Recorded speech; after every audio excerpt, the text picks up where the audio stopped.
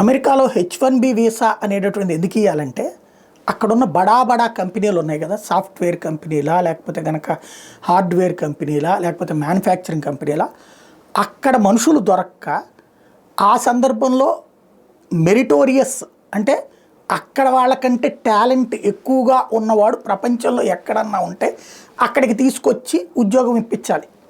ఇది అందుకోసం ఇచ్చేటటువంటి H1B వీసా. అక్కడ వాళ్ళకంటే మెరుగైనటువంటి టాలెంట్ ఉన్నటువంటి వాళ్ళు అన్నది.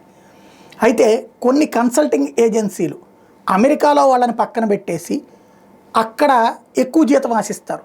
ఫర్ ఎగ్జాంపుల్ అక్కడ 5 లక్షలు ఆశిస్తే అదే 5 లక్షలకి 5గురు ఇండియా నుంచి దొరుకుతారు.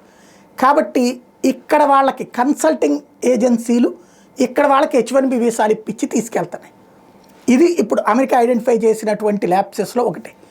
దాని మీద దాదాపుగా 5 సంస్థలకి, బడా బడా సంస్థలకి, ఇంక్లూడింగ్ భారతదేశానికి సంబంధించిన ప్రముఖ సంస్థలకు కూడా నోటీసులు ఇచ్చింది, చర్చలు ప్రారంభించింది, యాక్షన్ ప్రారంభిస్తోంది.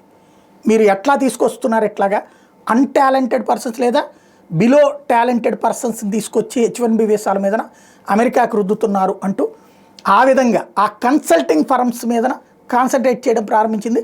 భవిష్యత్తులో కన్సల్టింగ్ సంస్థలు ఎవరినన్నా ప్రపోజ్ చేస్తే వాళ్ళకి దెబ్బ కొట్టేటటువంటి ప్రక్రియ ఆరంభం కాబోతుంది.